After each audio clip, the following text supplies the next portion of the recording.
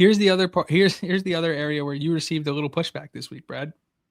You listed in Indiana's ideal starting lineup in a counter to something Sleeper Football put out. You talked about it honestly on the show last week that it was going to be Lee Beebe as your starter. You went live with the tweet.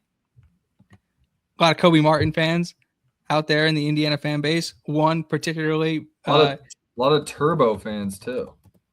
Yeah, some Turbo fans as well. So I'll give you another opportunity because we did talk about the running back room last week. One, to defend your Lee Beebe point, but then two, to put in front of you that obviously it comes out this week that Kobe Martin is an Indiana breakout candidate from Pro Football Focus, from ESPN. He was, I think Big Ten Huddle put out a graphic with the PFF stuff. Like, so he's generating some buzz outside of the Indiana fan base as well. No, I know. Kobe Martin gets more carries than Lee Beebe. That's good for us. That means that we have a really good running back room. We have 3 really good running backs. My whole take was I put Lee Beebe as the starter because historically, because I've been following this shit for a while, Cignetti leans on more veteran guys with more production, guys that have been in the pro, been his guys. Lee Beebe's almost one of his guys, has been there too. This is going into his second year with SIG.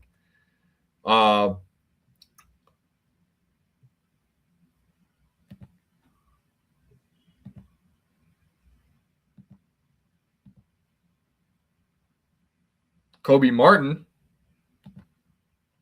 is very talented and hasn't really shown much production besides like garbage time. So it's really hard to put him one. And obviously for the sake of that exercise, I would have loved to just put all 3 of them right there, but it wouldn't make sense. I know I did the Morris and Preston one where I had both of them there as wide receiver 3, but I just couldn't do that for all 3 of them at the running back spot.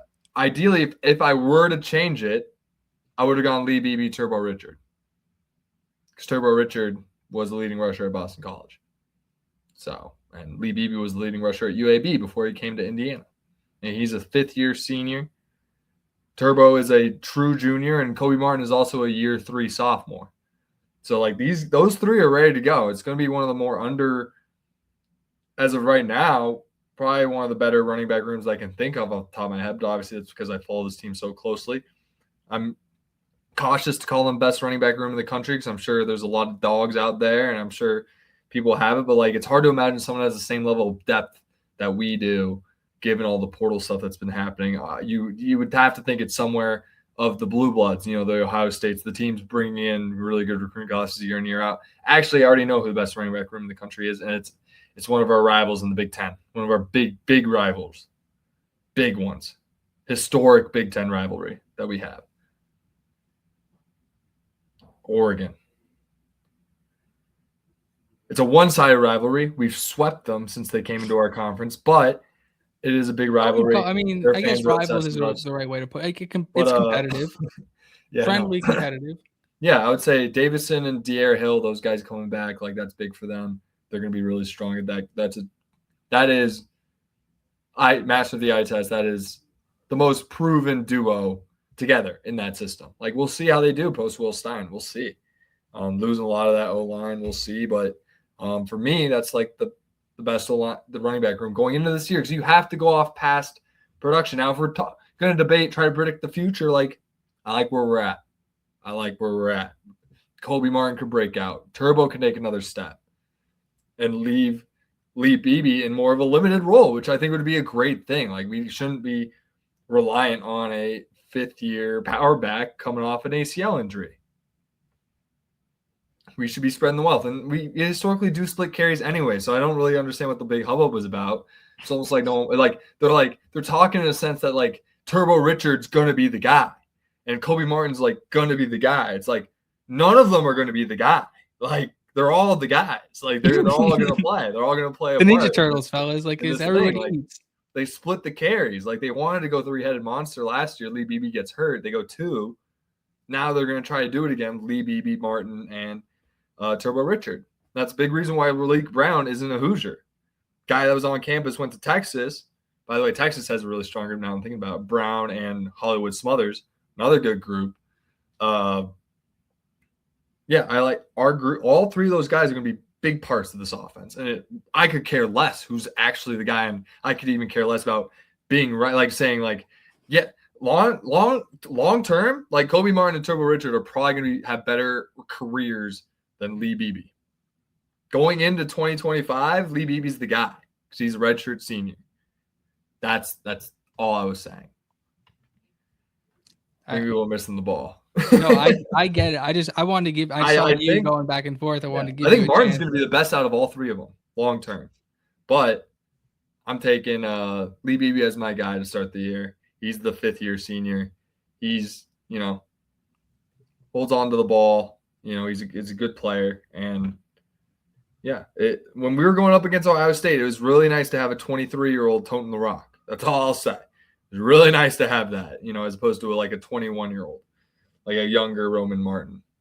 It was nice to have that age gap that Kalen Black had comparatively to the other guys on the field. It was nice to have for sure. You got no complaints from me, Brad. Oh yeah. Pat Coogan is doing. I should have looped this in with Pro Day, but Pat Coogan is doing reps for rare diseases at Pro Day. Shout out to Cougs, always doing good things in the community. Connor Enright won the Big 12, Jesus Christ, Big 10 Sportsmanship Award honoree for Indiana, I guess. So shout out to Connor Enright. And then Hoosier Commish was talking about the Rose Bowl this week, obviously given the Bison drop stuff. And so just have to remind people that 23.9 million people watched Indiana stomp Alabama in the Rose Bowl. Love that. I got to remind them sometimes. Mm-hmm. Gotta let them know. All right, Brad. We started breaking down some of the rooms last week. I cut you off a little bit, but I want to go a little bit deeper into this roster. So I'll give you a choice. Do you want to start with the tight ends or the offensive line? Because I actually know what I'm taking away the choice. We're starting with the tight ends because I want to end with the trenches because I think that this team has the ability to. For whatever reason, people think the outside public believes that Indiana lost a lot in the trenches, and I don't think they really realize how much production that they're bringing back. So let's start with the tight ends. Yeah. First off, I did some new things as I'm going to continue these roster previews. And I kind of want to rewind it to quarterbacks, running backs, skill guys, which tight ends are included in that, but we haven't done them yet because they're a very interesting group. But back to quarterbacks, running backs, and receivers. I've been making note of guys that have been in the Signetti program for 2 years or around it, wink, wink, Tyler Cherry, and guys that are also blue chip recruits because we only had 7 last year and we won the national title. So I think keeping track of that will be fun. I think would give us a good perspective, a good learning opportunity as we try to all become masters of the eye test, which is why I'm the master, because I understand that being a student, a student of the eye test, that we are always learning and we're always trying to get better and we learn things and we're not stuck in our old ways and we're not in this I'm always right mentality. That's not what it's all about, guys. It's not about being right. It's about learning and understanding. All right. Anyways, man, I was really being philosophical down to people a little bit there. But yeah, quarterback room. We have one guy who is either a blue chip or a Signetti guy, and he's both. He's Tyler Cherry's been in the program for 2 years. He's a redshirt freshman. Don't let that fool you. He was off roster last year around the program, basically as a coach, which is really helpful for him to kind of learn about around Chandler Whitmer. And he's also a blue chip guy, which is great to think about. Running backs, I still got to look up if Turbo Richard was a blue chip guy, which I doubt he was. But only one guy has been in the program for 2 years in the running back room. Can you guess who that is? Kobe Martin. There you go. Bang. Bingo.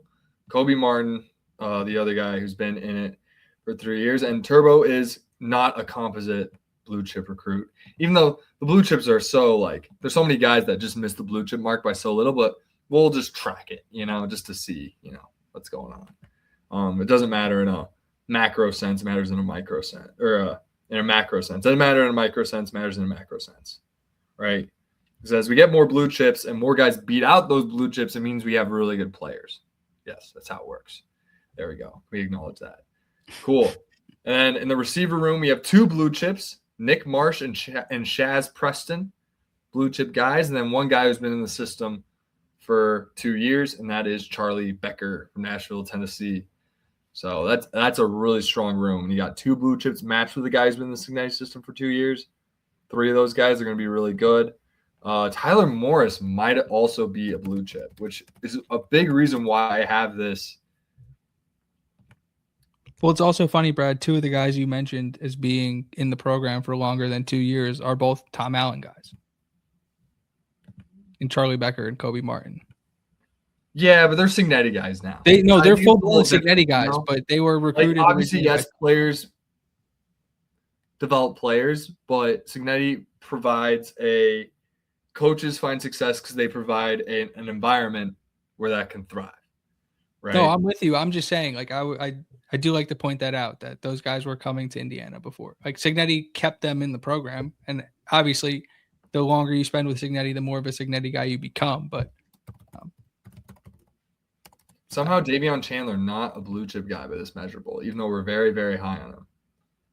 He was a fringe 4-star. That's why it doesn't matter. 4-star, yeah, it doesn't matter. He was a high-end 3-star at an 88 rating. You need a composite 89.89 technically based on the rating, but you need an 89 plus to be considered a blue chip on the 24/7 composite. That's my source. That's what I'm going off of because they acquired Scott.com, which is my OG evaluating tool. So I use them over On3. Call me old school.